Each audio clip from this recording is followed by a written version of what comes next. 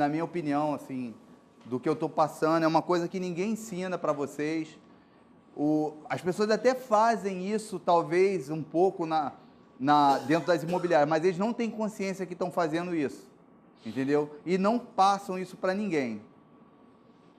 É o que eu chamo de qualificação de proprietários. Tem a qualificação de clientes compradores, mas a qualificação de clientes proprietários é a mais importante. A primeira pergunta que eu faço quando o Eric hoje é meu sócio, tá? A gente está desenvolvendo algumas coisas paralelas e hoje é meu sócio. Mas ele entrou comigo. E a primeira coisa que eu perguntava a ele, quando ele chegava, ou ele, ou qualquer um que trabalhava comigo, era: qual a necessidade de venda do seu proprietário?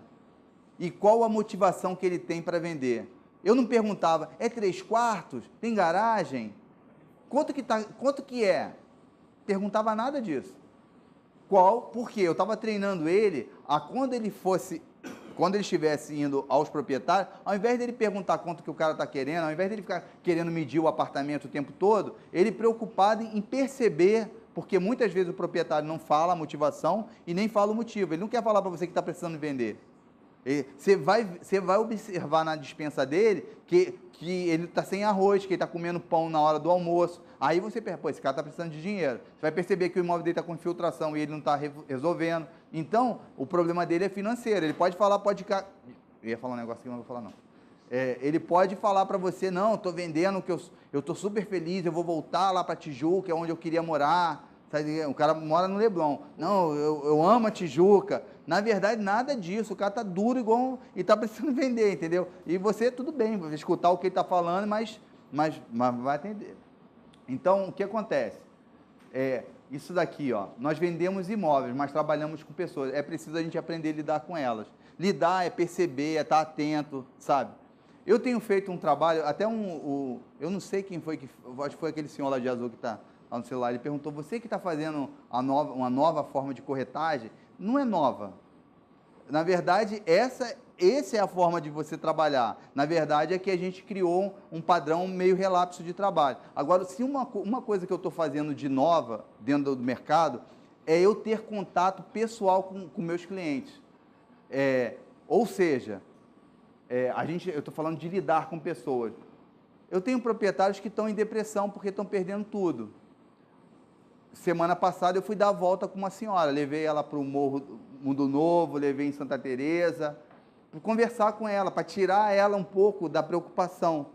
E eu também esparecer um pouco, porque a gente fica só trabalhando, então eu falei assim, vamos dar uma volta? Eu estou querendo dar uma volta. E eu fui dar uma volta. Isso é uma coisa assim, é uma coisa nova que eu estou aprendendo a fazer, que é aproveitar o meu contato de trabalho, o meu tempo de trabalho, para que ele seja prazeroso, que ele seja além do comercial, para que eu crie um relacionamento de verdade com o meu proprietário, com o meu comprador, que eu crie uma amizade, sabe? Que eu crie um elo com ele. Se eu vender, bem, se eu não vender, amém. Mas que eu criei um elo, que eu criei uma boa sensação com ela, entendeu? Assim, tem que ser bom para ela, tem que ser bom para mim. Para mim foi bom, fui dar um passeio, era no sábado, fechei imobiliário, falei assim, já tinha marcado com ela, falei, não, passa aí, pega a senhora, vamos dar a volta. Mas outro dia, esse cliente que a gente vendeu o imóvel, que eu estou falando que o negócio que deu problema no nome do D, veio o sobrinho e veio o tio. O tio estava em depressão e o sobrinho já não estava aguentando mais. Falei,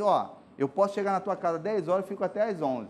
Vou ficar batendo papo, vou escutar a história. O cara está em depressão, mas o cara tem história maravilhosa. O cara, é decorador, lê pra caramba. Então, eu fui passar lá. Então, isso é uma coisa nova que a gente está tendo o hábito de fazer dentro da imobiliária, tá? Porque o colega ali falou, você que está fazendo uma coisa... O que você falou? Você perguntou? Uma nova forma de corretagem não é a nova forma de corretagem. Isso aqui que eu estou falando aqui é o trabalho do corretor.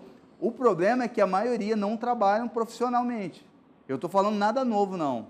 Eu estou falando a gente que tem que ficar atento. Então, lidar com elas, tá?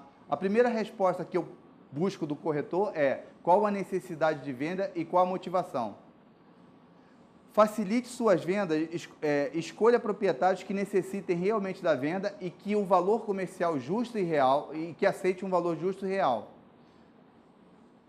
Por que alguém venderia um imóvel se ele não vai conseguir fazer uma coisa futura? Como eu falei para vocês, a pessoa que vende, ela vende para comprar outro na maioria das vezes. Eu vou vender o meu por 200, eu não tenho que comprar com 200, para que eu vou vender? Ou então, a gente tem uma cliente que ela quer vender o imóvel dela, comprar um apartamento e comprar 2 autonomias de táxi. Não dá. No valor real, não dá o valor real. Aí ela quer 200 mil a mais. O que eu fiz? A senhora não vai vender. Vamos alugar o apartamento da senhora para temporada. E aí a senhora ganha o dinheiro, porque a senhora não vai vender. Seu imóvel vale 450 mil, a senhora quer 600. E a gente ganha dinheiro com ela alugando. Mas eu expliquei por quê. Primeiro, ela não tem necessidade de vender. Segundo, a motivação que ela tem para vender é inalcançável pelo preço que ela venderia pelo mercado. Então não adianta eu ficar tentando vender esse apartamento. Então, aqui que eu estou falando, vou dar 2 exemplos de necessidade. Exemplos de necessidade e motivação, tá? Por exemplo, o cliente tem um imóvel de 700 mil, é um 2 quartos. Aí ele não tem mais um tostão. E ele fala assim para você, não, o vizinho faz um barulho aqui, ou não, o vizinho faz um barulho aqui no sábado, 3 horas da tarde, era um horário que eu gosto de tirar um cochilo. E aí você tem quanto para comprar esse outro imóvel? Não, não tenho nada.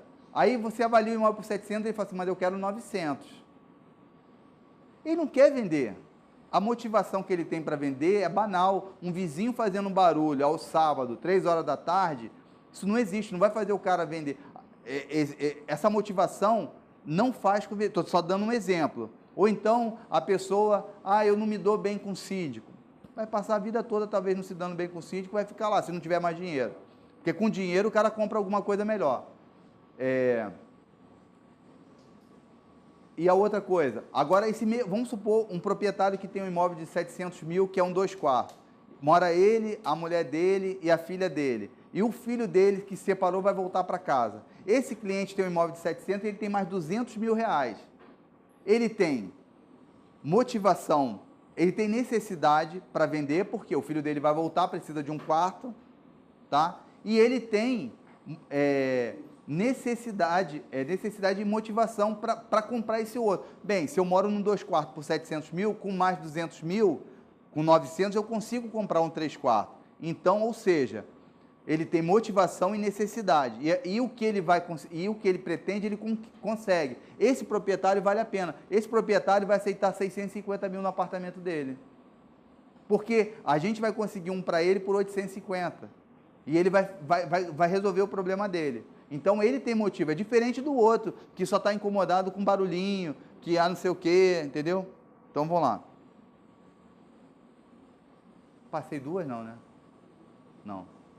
Então, não existe imóveis ruins, tá? Existe imóveis fora do preço. Não tem imóvel, o imóvel pode estar virado para a comunidade, pode estar todo destruído, pode estar do jeito que for.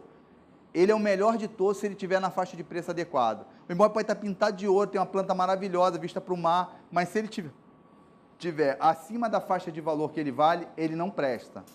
Então, a gente tem que ter uma visão comercial do negócio. Não, cheguei, adorei o apartamento. Adorei. Oi? Moraria aqui, entendeu? Mas a nossa visão tem que ser comercial. Eu vou lá, vou olhar o imóvel e vou analisar a questão comercial. Isso daqui são... E é nessa fase de captação, gente, que começa o fechamento. Eu estou fechando um imóvel hoje. Eu não comecei a fechar hoje. Eu comecei a fechar no dia que eu captei. Quando eu fiz uma avaliação correta, quando o proprietário começou a confiar em mim, ali eu comecei a fazer o fechamento. O fechamento vai culminar aqui. Durante esse percurso, tem corretor que gosta de ligar para o proprietário e fala assim, aquele cliente que foi aí, vamos supor, eu cheguei e avaliei esse imóvel aqui em 450 a 500 mil, por exemplo. Aí tem corretor que chega, a senhora aceita 490? Ele não tem que baixar de migalha em migalha, tem corretor que faz isso. Fica assim, você aceita mais, o imóvel está 1 milhão mais caro, mas aí você aceita menos 100 mil, aí você vai ficar um ano lá baixando 100 mil aqui, 100 mil ali, 50 ali, 10 ali, e o corretor tem o hábito de falar, o meu cliente fez uma proposta de tanto, aquilo que ele falou. Fez nada, é que ele não tem disposição, o corretor, de chegar para a pessoa e falar o que é de fato. Olha, estou tendo dificuldade de vender seu imóvel por 500 mil. Os clientes que estão ligando para mim de 500 mil, eles não estão se interessando pelo teu imóvel. Eles percebem que podem comprar imóveis melhores. Eu posso levar cliente com valor menor? Eles provavelmente façam uma proposta, mas a senhora vai aceitar ou não. O cliente vai e fala que sim.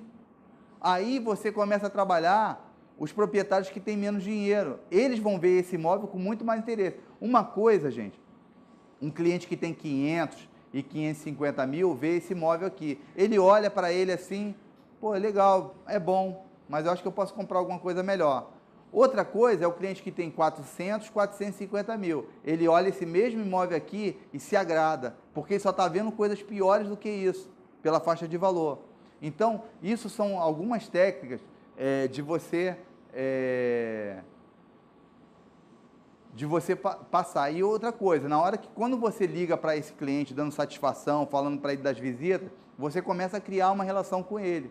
Na hora de fechamento, cara, ele considera a tua comissão. Eles pagam a comissão satisfeitos, sabe? Te dão um cheque aqui, ó, tua comissão aqui. Por quê? Ele viu que você, ao longo de 3 meses trabalhando com ele, você ligou 1, 2 vezes por semana para marcar visita, desmarcar, para falar que o cliente gostou, que o cliente não gostou, se pode fazer isso, pode fazer aquilo.